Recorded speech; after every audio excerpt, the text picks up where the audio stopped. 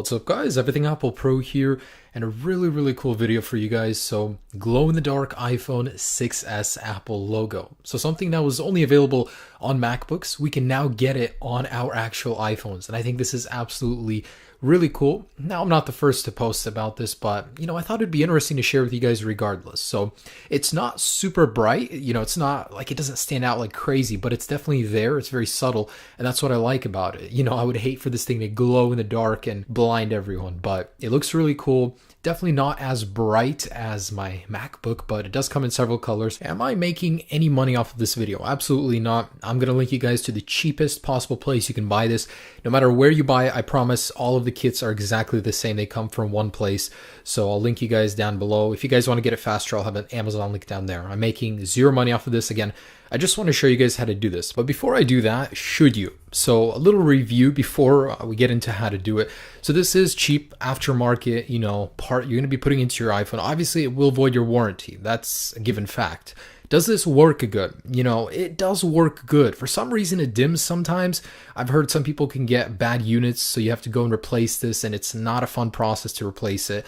But in general, it does look good. Now, this is not full capacity of the brightness. It's an iCloud locked iPhone, so I'm not able to get the brightness up all the way. But even as it is at about 60%, it still looks pretty good. It's not obnoxious. It's a very elegant mod. It's just not easy to do. I just want you guys to know that and be prepared. If you don't have patience, you don't have time to do this tutorial. It just will not work out for you. It's something I've actually always wanted in an iPhone. I really hope future iPhones come with this feature because, wow, I'm really impressed. It looks really cool. I'm just a little worried about the longevity of the device. If you're wondering what's the worst part about doing this, probably the fact that you can break your device taking it apart if you're not very skilled. But this was my first time taking apart an iPhone 6s and I did it just fine. Now, does this drain more battery life? Yes, but not by much because it's such a small LED. It shouldn't really be a problem. The whole set for me probably costs about $10 to $12 depending on how fast you want to get it.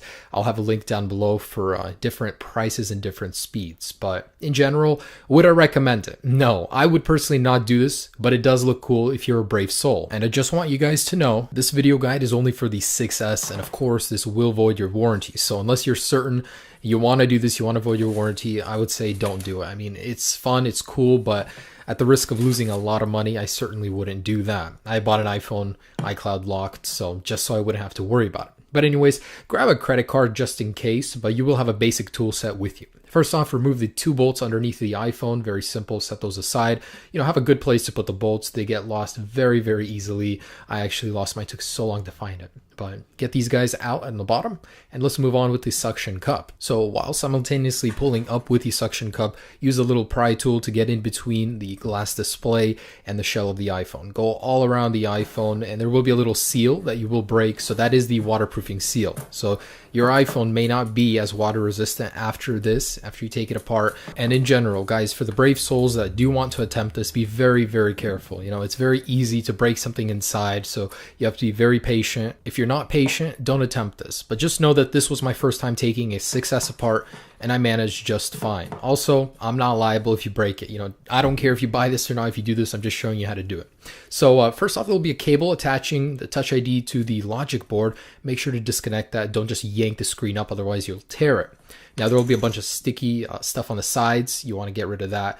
But my phone came with an aftermarket screen, so I didn't even have a Touch ID cable, in case you were wondering why there's no cable on mine. But anyways, go ahead and pull the screen slightly out. Be very gentle here because there are ribbon cables up top. You don't have to remove the display. I did this entire thing without removing it, but if you want to remove it, that plate on the top right with 5 screws, just remove those, and you can get rid of the display. And next up, unscrew the 2 bolts holding the plate of the battery connector. So unclip that battery connector.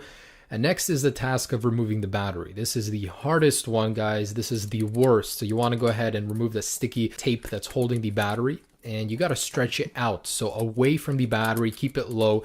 And if you're lucky, you can slowly remove it, and the battery will just come out easily. If you're like me, every single time you take a phone apart, you will not have that luck, and you'll have to use a credit card. So gently going underneath the battery, just over and over. You can eventually remove the battery using a credit card if you failed the other ways. Just be very careful not to puncture the battery. Obviously, that's not good. You can cause a fire. It's not good for your health. So batteries are cheap for the 6S in case you do damage it, but try not to. So this does take a little while, but eventually you can get that battery out.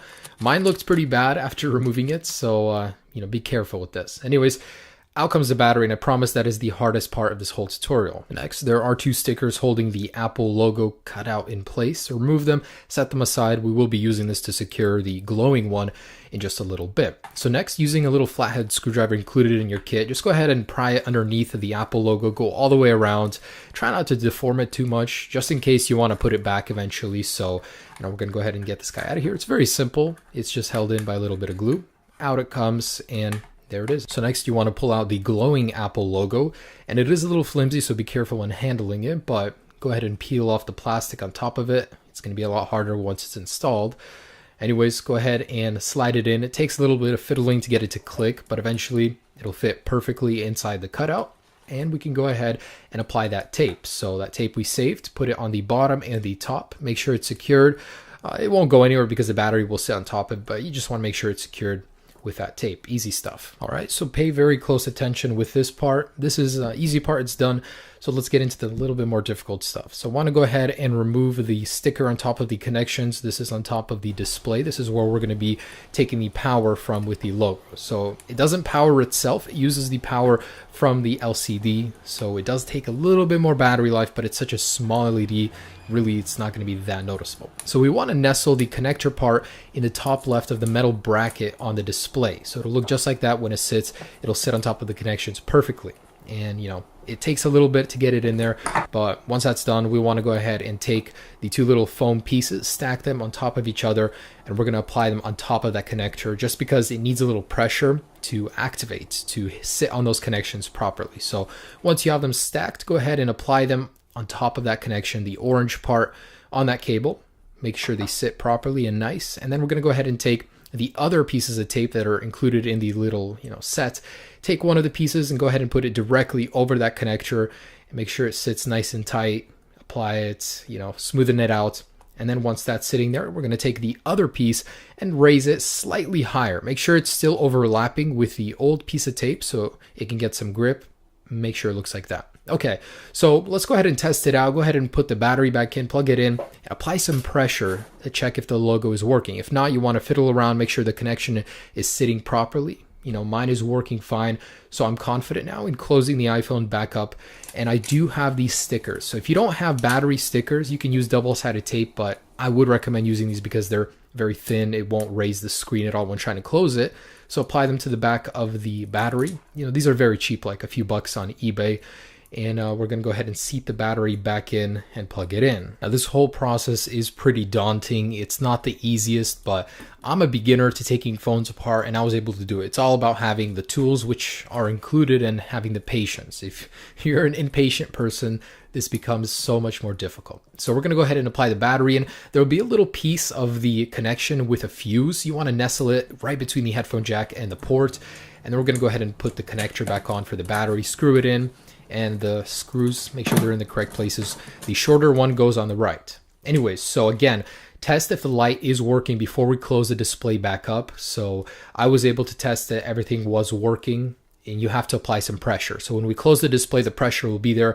But before we do that, you want to apply some pressure to test if the LED is working. Mine is working, so I'm going to go ahead and close the display back up, and we are ready to roll. So the only thing remaining is that we go ahead and put the 2 bottom screws, the T2s, back in the device, screw it in, and you are all set to go. So considering you followed all of the directions, you should have had no issues. Now, a couple things I noticed about this LED, basically like a mini review. So after putting it in, it works intermittently. Sometimes it will turn on in work, which is about 80% of the time. Sometimes it just goes out and dims for no reason. It doesn't turn on for a while. It's intermittent, and it's not because of the connection. The connection is solid.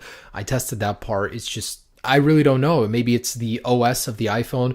It doesn't understand why there's more voltage being drawn, more current. So I really don't know. I'm not an electrical engineer, but it does look good. There are many colors you can get it in. And if you're wondering why it looks so dim, it's because this is an iCloud locked iPhone. I'm not able to get the screen brightness all the way up. It's about 50 to 60% right now, and it still looks pretty good, especially in darker, more low light environments. So I do hope this tutorial helped you guys. Again, I'm not responsible if you mess your iPhone up, but in the end, Really cool looking mod. Hope you guys enjoy it.